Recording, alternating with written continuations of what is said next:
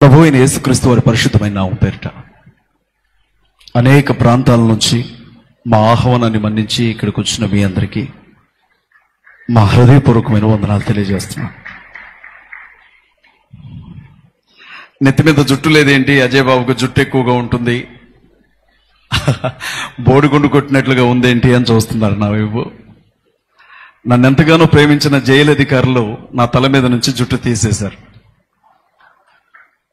అజయ్ బాబు, నీకు జుట్టు చాలా ఎక్కువగా ఉంది నాన్న, అలా చూస్తూ ఉంటే బాగోలేదు, గుండు కొడతామని చెప్పి జుట్టు తీసేశారు. దేవునికి మహిమను చెల్లిస్తున్నాను. నా కాళ్ళకి ఆనెలుంటాయి, రాళ్ల మీద నడవలేను, ఎండలో కూడా నడవలేను. ఎర్రటెండలో ఓ పావు గంట చెప్పులు లేకుండా నిలబెట్టారు నన్ను. ఒక ఖైదీని నిలబెడతారు కదా, మరణ శిక్ష పడ్డ ఖైదీని ఒక నరహంతకుడిని నిలబెట్టినట్లు ఎర్రటెండలో నల్లరాతి బండ మీద నన్ను నిలబెట్టి కార్డు ఇలా పట్టుకోమని చెప్పి ఎన్ని బూతులు వచ్చో అన్ని బూతులు తిట్టారు నన్ను.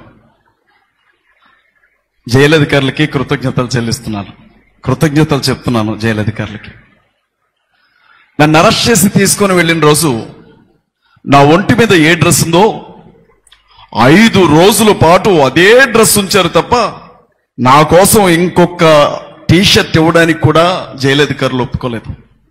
ప్రభు పేరిట వారికి ప్రత్యేకమైన కృతజ్ఞతలు చెల్లిస్తున్నాను. కళ్ళజోడు తెచ్చుకుంటాను అని అడిగాను నన్ను అరెస్ట్ చేసే సమయంలో. నాకు మైగ్రేన్ హెడేక్ ఉందమ్మా, స్పెట్స్ లేకుండా ఎక్కువసేపు నేను ఉండలేను, ఎడం కన్ను కుడి కన్ను లాగేస్తూ ఉంటుంది నాకు. స్పెట్స్ తెచ్చుకుంటాను అని అంటే బలవంతంగా లాక్కొని వెళ్ళి తీసుకొని వెళ్ళారు. సార్ నాకు మైగ్రేన్ టాబ్లెట్ కావాలి అని అంటే అమ్మనా బూతులు తిట్టారు నన్ను. బతికితే బతుకు, చాస్తే చావరా అని. జైలధికారులకి కృతజ్ఞతలు తెలియజేసుకుంటున్నాను.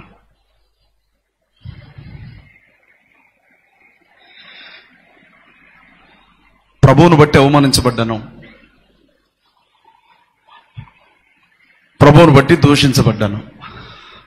చాలా మంది అనుకుంటున్నారు జైలుకి వెళ్ళి వచ్చేసరికి అజయ్ బాబు మారిపోయాడు అని. నేను ఒక్కటే చెప్తానండి, రోజుకో మాట, పూటకో మాట, గంటకో మాట మార్చడానికి నేను అన్యుణ్ణి కాదు, క్రైస్తవుణ్ణి. ఒక్కటే మాట. ఎప్పటికే 40 ఏళ్ళు బ్రతికేశాను సార్, మహా అయితే ఇంకొక 20 ఏళ్ళు బతుకుతానేమో. యాక్సిడెంట్లు జరగకపోతే, గుండెపోటేది రాకపోతే, కరోనా లాంటి తెగులు మళ్ళీ మీదకి రాకపోతే, అనుకోకుండా ఏ ప్రమాదం జరగకపోతే ఇంకొక 20 ఏళ్ళు బతుకుతానేమో. ఉట్టి కట్టుకొని 1000 ఏళ్ళు అయితే నేను బతుకను. మీరు చంపినా ఒకరోజు చచ్చిపోతాను, మీరు జాలి చూపించి వదిలిపెట్టినా ఒకరోజు చచ్చిపోతాను. కాబట్టి చావంటే నాకు భయం ఉండదు, బ్రతుకు మీద ఆశ ఉండదు. ఇందుకు నన్ను ఎందుకు అరెస్ట్ చేశారో కూడా చెప్పాలి. ఆ మాట చెప్పడానికి ముందు నేను మీకు ఒక చిన్న కథ చెప్తాను.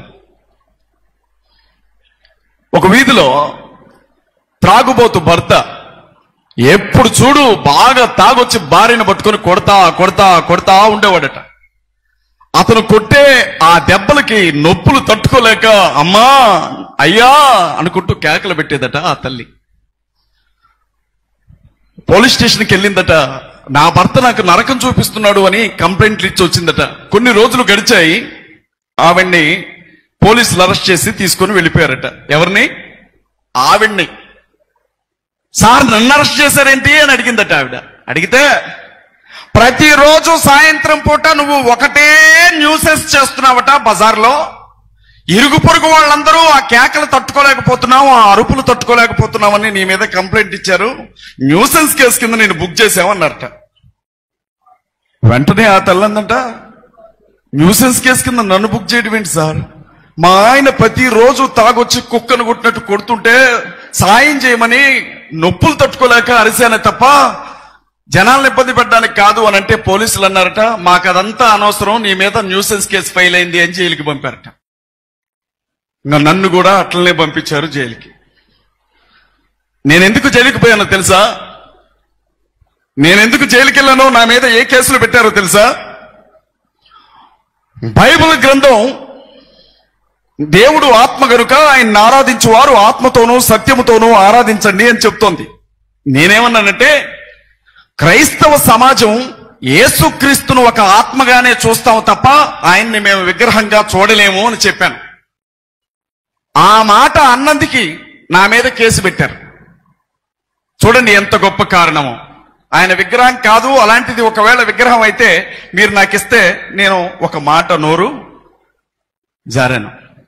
ఇక రెండవది, మీ అందరికీ తెలుసు, బైబిల్ అనం మనం దీన్ని హోలీ బైబిల్ అంటాం.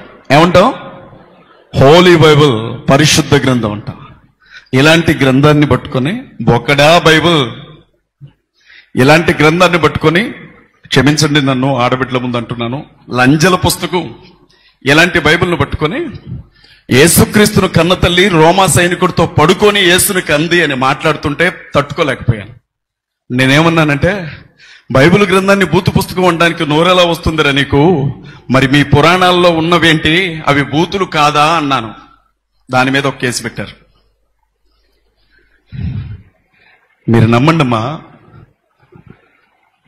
నరకం ఎలా ఉంటుందో చూపించారు నాకు 7 రోజులు. కటింగ్ వాళ్ళు ఇలా చేశారనుకుంటున్నారా? గుంటలు తవ్వినట్లుగా అక్కడ కొంచెం అక్కడ కొంచెం అక్కడ కొంచెం కట్ చేశారు నన్ను. ఆ జైలు అధికారి ఒక ఆయన ఏమన్నాడో తెలుసా? అందరూ వినాలి. యారా లంజా కొడక, బ్రిటిష్ వాళ్ళు మీ అమ్మతో కలిస్తే పుట్టినవారా నువ్వు అని అన్నాడు నన్ను ఎర్ర టెండల్లో నిలబెట్టి. నాకు చాలా కష్టం అనిపించిందమ్మా. నేనెవరింట్లో దొంగతనం చేయలా, నేనెవరి మీద దాడి చేయలా, నేనెవరిని చంపమని పిలుపునివ్వలా, నేనెవరిని కించపరచలా, నేనెవరిని అవమానించలా.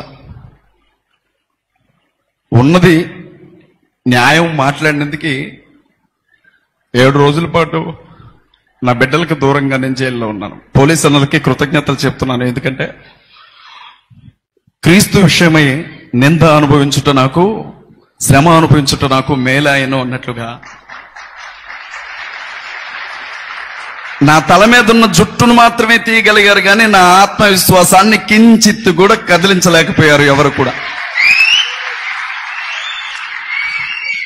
నాకెక్కడ అభి మాట్లాడుతుంటే ఏడుపు వచ్చేసింది నాకు. ఎందుకంటే జైలుకి చూడడానికి వచ్చిన వాళ్ళు మీరు రావాలి, జైల్లో ఏమన్నా ఉంటే నన్ను పలకరించాలి.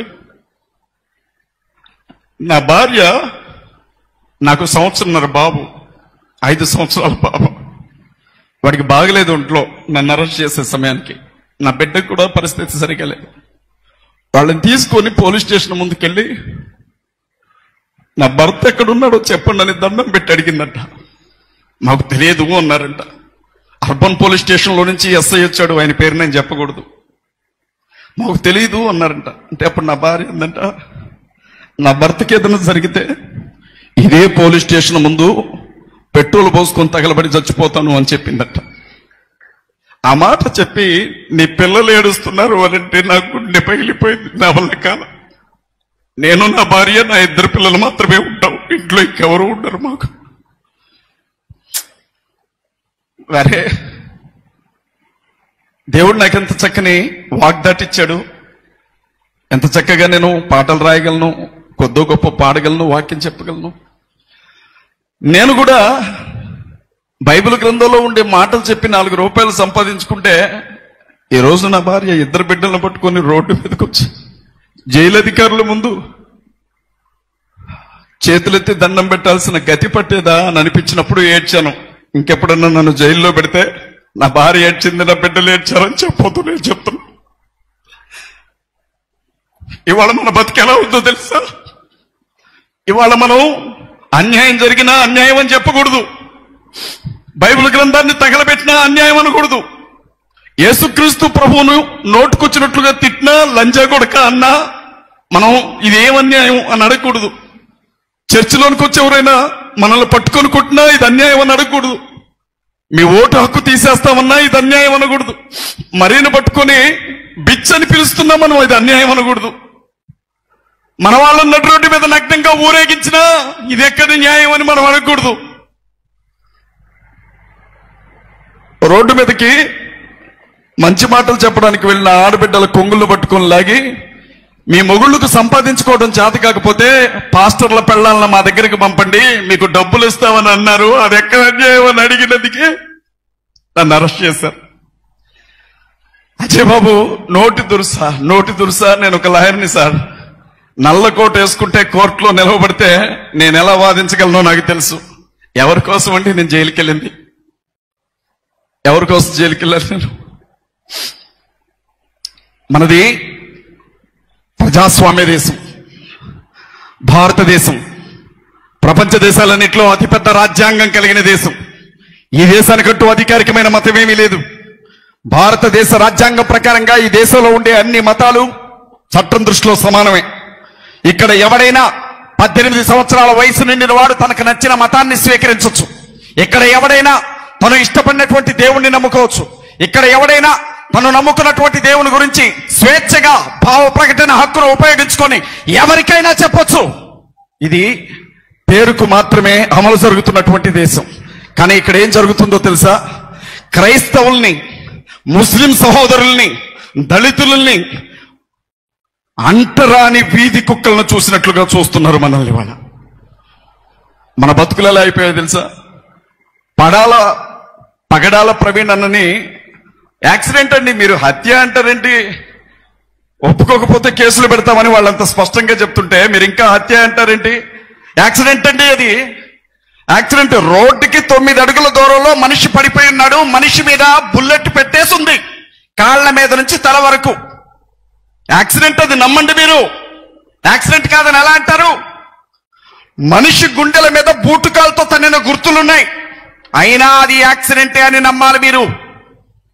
కళ్ళకు పెట్టుకున్న కళ్ళజోడును చాలా జాగ్రత్తగా కింద పడిపోయిన తర్వాత కూడా తీసి పక్కన మడిచి పెట్టుకొని చచ్చిపోయాడు ప్రవీణ్ అన్న. యాక్సిడెంట్ అది మీరు నమ్మాలి. మూతికి పెట్టుకున్న మాస్క్ చాలా జాగ్రత్తగా తీసి చచ్చిపోయే ముందు పక్కన పెట్టుకొని చచ్చిపోయాడు ప్రవీణ్ అన్న. యాక్సిడెంట్ అది మీరు నమ్మాలి. హైదరాబాద్ నుంచి బయలుదేరి రాజమండ్రి వెళ్లే ఆ దారిలో సుమారు 15 గంటల సీసీటీవీ ఫుటేజ్ తీశారు. ఆ 15 గంటల్లో ఎప్పుడు చూడండి, ఎక్కడ చూడండి మందు షాప్కి వెళ్ళాడే తప్ప ఆకలని చెప్పి ఒక్క హోటల్ దగ్గరకు కూడా వెళ్ళలేదు. యాక్సిడెంట్ ఇది మీరు నమ్మండి. స్పృహ తప్పి పడిపోయిన తర్వాత కూడా రామవరపాడు జంక్షన్ లో 4 గంటలు పడిపోయి ఉన్నప్పుడు కూడా స్పృహ లేని స్థితిలో కూడా తలకుండే హెల్మెట్ తీయలేదు, మూతుకున్న మాస్క్ తీయకుండానే 4 గంటలు పడిపోయి ఉన్నాడు. యాక్సిడెంట్ ఇది మీరు నమ్మండి. ఎక్కువ మాట్లాడితే కేసు పెడతాం, ఎక్కువ మాట్లాడుతూ కేసు పెడతాం. కోడకల్లారా, మీ యొక్క అనుమానాలు మీరు చెప్తే మేము వినాలా? ఆధారాలు పెట్టండి రా, ఆధారాలు. మాకు తెలియక నేను హత్య అనుకున్నాను. పోలీస్ వ్యవస్థ అంతా నన్ను క్షమించాలి, నేను నమ్మేశాను. 3 కేసులు పెట్టగానే నాకు బుద్ధి వచ్చేసింది. నిజంగా అది యాక్సిడెంట్ అండి బాబు, ఇంకా ఎక్కువే మాట్లాడొద్దు. అది యాక్సిడెంట్. యాక్సిడెంటే ఎందుకంటున్నాను ఈ మాట అంటే, భారతదేశంలోని ఉత్తరాదిలో 13 రాష్ట్రాల్లో మత మార్పిడి నిరోధక బిల్లులు వచ్చాయి. మత మార్పిడి నిరోధక బిల్లు అంటే ఏంటో తెలుసా మీకు? ఏ చర్చ్ పాస్టర్ కి కూడా బాప్టిజం ఇచ్చే హక్కు లేదు. ఒకవేళ ఎవడైనా నేను యేసుక్రీస్తు ప్రభువుని నమ్ముకున్నాను అంటే అతడు 2 నెలల ముందే ఎంఆర్ఓకి అప్లికేషన్ పెట్టుకోవాలి. మత మార్పిడి నిరోధక బిల్లు వచ్చిన రాష్ట్రంలో ఏం జరిగిందో తెలుసా మీకు? బైబుల్ పట్టుకొని ఎవడైనా మరొక వ్యక్తికి యేసు గురించి చెబితే వాడికి యావజ్జీవ కారాగార శిక్ష పడుతుంది. మత మార్పిడి నిరోధక బిల్లు వచ్చినటువంటి రాష్ట్రంలో ఎవడైనా ఫలానా పాస్టర్ నా మీద మత మార్పిడి, నన్ను బలవంతంగా మతం మార్చాలని ప్రయత్నించాడు అని చెబితే వాడికి మరణ శిక్ష విధించే చట్టం అది. మీకు తెలుసా? బహిరంగ సభలు ఆగిపోయాయి, సువార్త పరిచర్య ఆగిపోయింది. బైబుల్ చేత పట్టుకొని కలబడితే జైళ్లలో పెడుతున్నారు.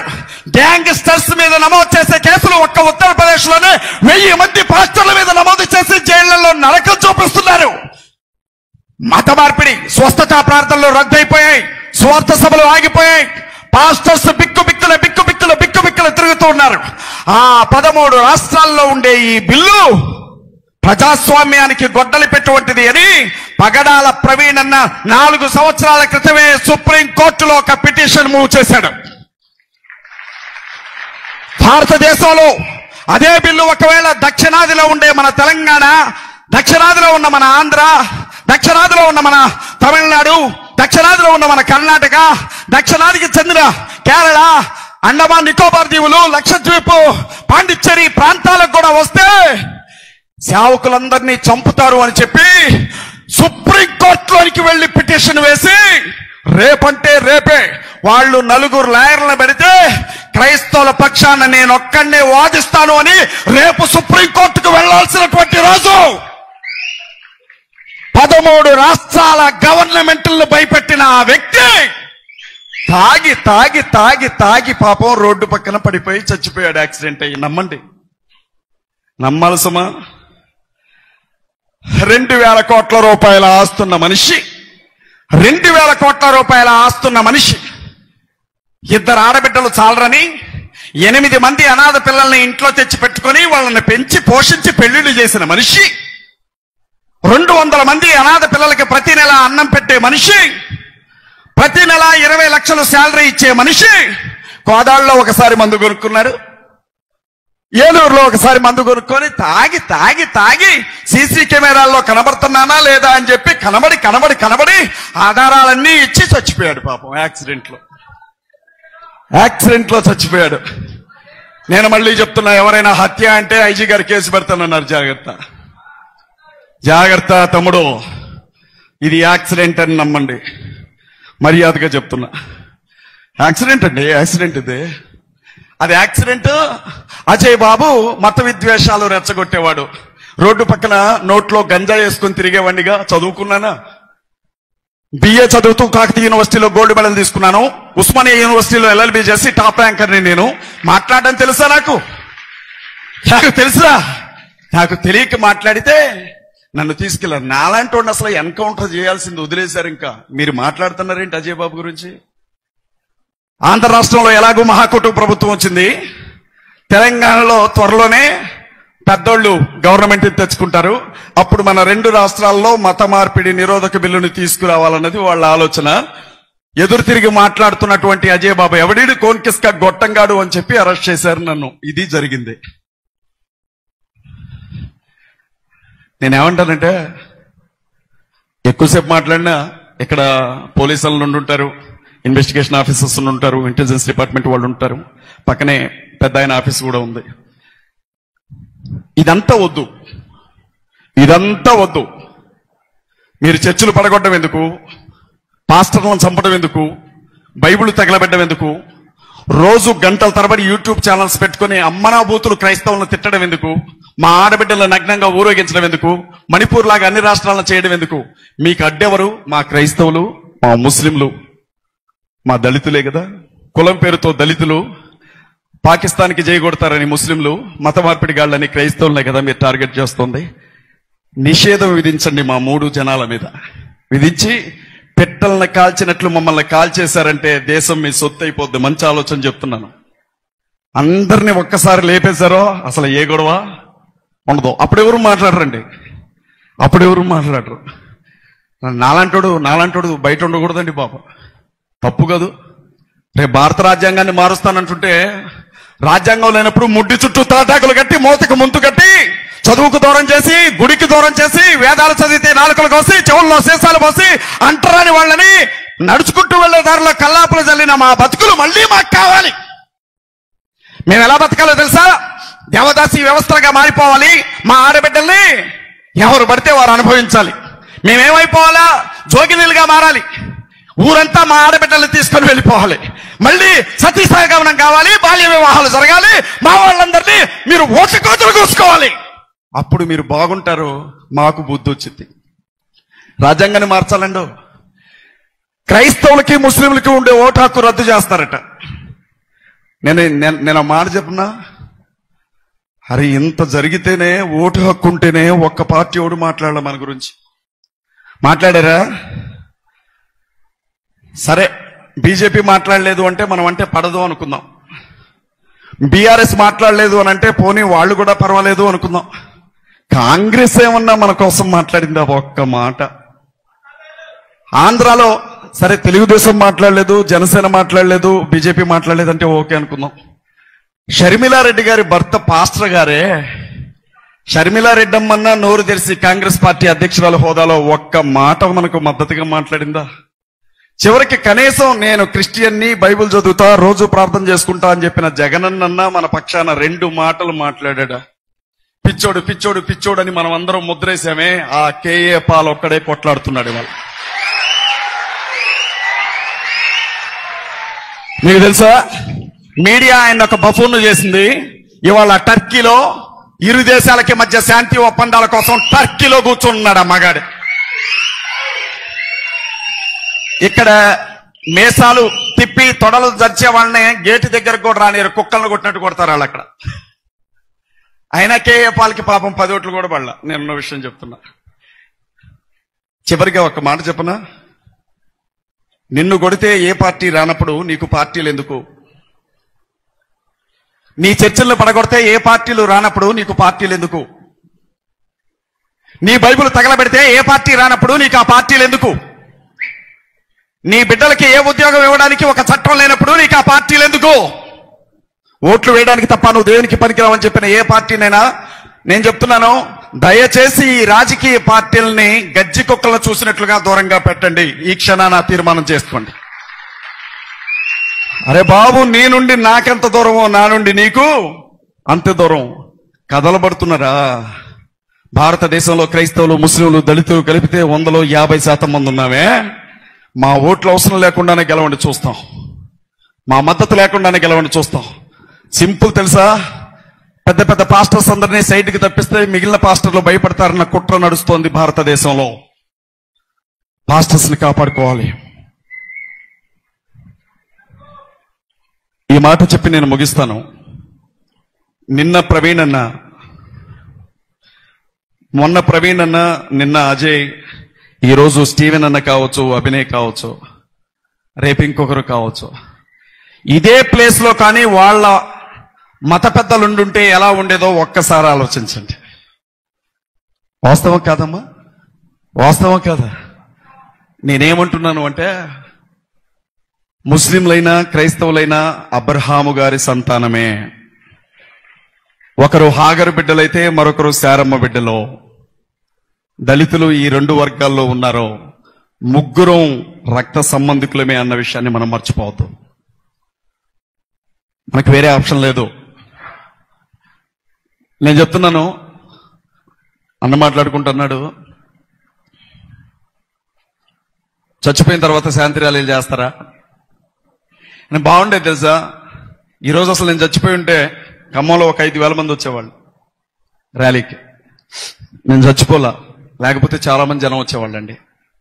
ఇంకా నేను బతికే ఉన్నాను, పిచ్చోండి, నాకు అర్థం కాల. ఈసారి చచ్చిపోయారు అని తెలిసినప్పుడు వాళ్ళకి చెప్పండి, రోడ్డు ఎక్కుతారు. మంచిగా కోడి మాంసం కోరేసుకుని తిని, కడుపు నిండా ఏట మాంసం వేసుకుని తిని, చేతిలో ఫ్లెక్సీ పట్టుకుని, ప్లకార్డు పట్టుకుని రోడ్డు మీదకి వస్తారు. అజయ్ బాబు చచ్చిపోవాలి అని చెప్పి ప్రార్థన చేయండి, అప్పుడన్నా యూనిటీ వస్తుందేమో.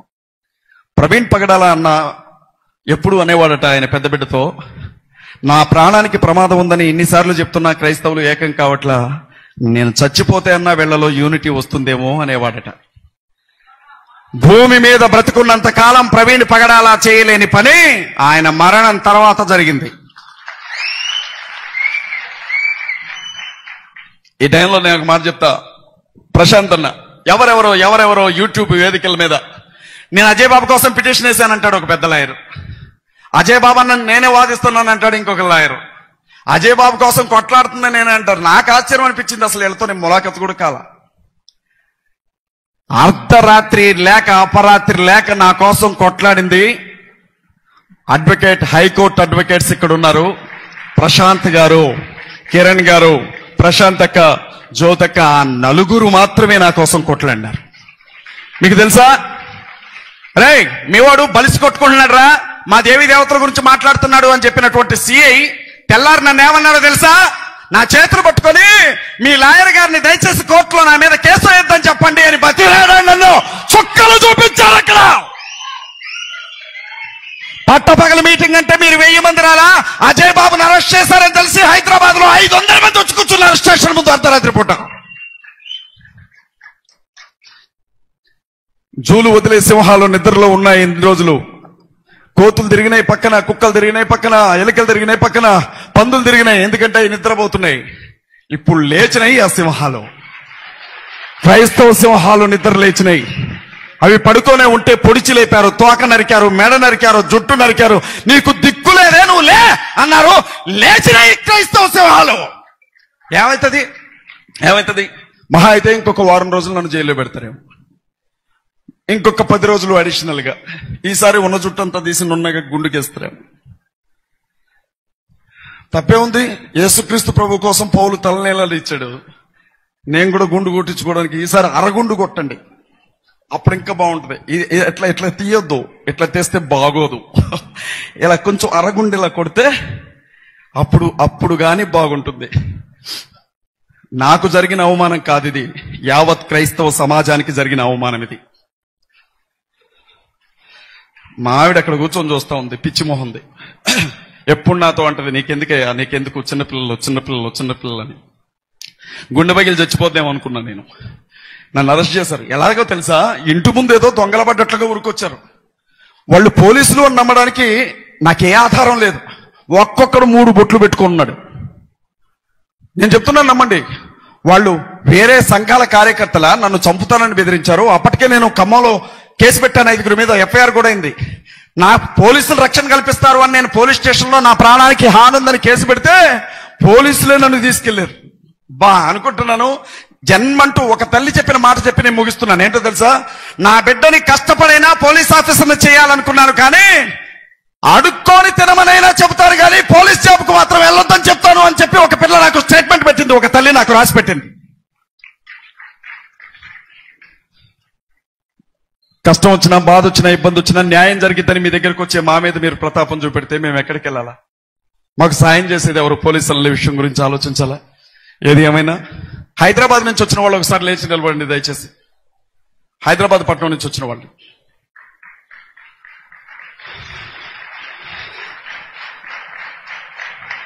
హైదరాబాద్ కూర్చోండి. భద్రాచలం నుంచి వచ్చిన వాళ్ళు ఒకసారి లేచి నిలబడండి.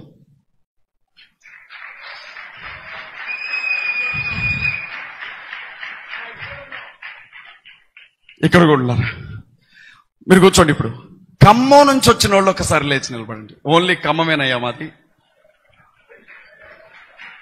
దేవుని నామానికి మహిమ కలుగును గాక. కూర్చోండి. చెప్తున్నాను, రేపొద్దున ఏదన్నా జరిగి నాకు అరెస్ట్ అయినా నా తర్వాత టార్గెట్ అభినయ్ దర్శన్ అని ఓపెన్ గా చెప్తున్నారు. నాకంటే 5 ఏళ్ళు చిన్నాడు అభి. చెప్తున్నాను, అభి మాట్లాడితే నాకు ఎవడు మాట్లాడినా గూస్ బంప్స్ రావు, అభి మాట్లాడితే గూస్ బంప్స్ వస్తాయి నాకు. అట్లా మాట్లాడతాడు. నా కోసం చాలా మంది నిలబడ్డారు, ఎంతో మంది నా కోసం నిలబడ్డారు. నిజంగా చెప్తున్నా, నా తల్లిదండ్రుల కంటే ఎక్కువగా నన్ను కౌగిలించుకొని ఏడ్చారు వచ్చి. నా ఇంట్లో పండగలాగే ఉంది, జనం వస్తూ ఉంటే పోతూ ఉంటే.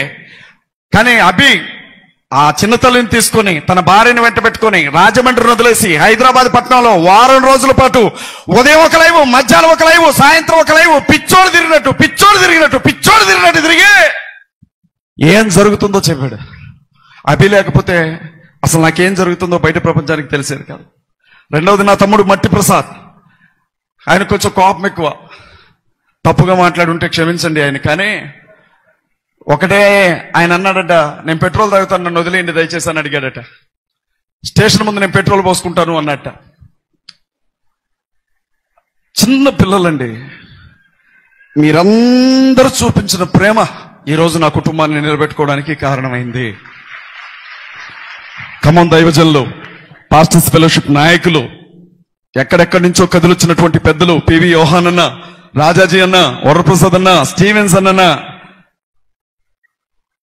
ఒకరిని చెప్పి ఒకరి పేరు చెప్పకూడదు. ఆ తల్లి ఆడపిల్లలు కుటుంబాలను వదిలేసి, పిల్లలను వదిలేసి అర్ధరాత్రి పూట జైలు ముందు కూర్చున్నారు ఆడపిల్లలు, హైదరాబాద్ ఆడపిల్లలు. ఒకరి పేరు చెప్పి ముస్లిం సహోదరులు, నన్ను జాగ్రత్తగా వినండి, మాట చెప్పి ముగిస్తాను, ఇది చెప్పాలి ఖచ్చితంగా.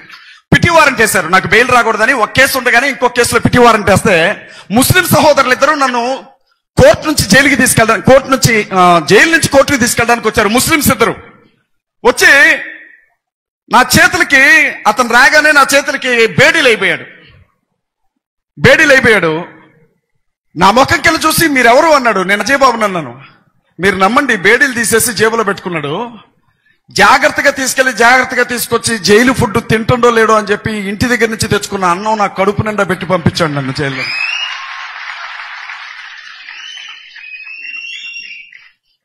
మంచోళ్ళేరా, ప్రాణాలు పెట్టే పోలీసులు కూడా ఉన్నారు.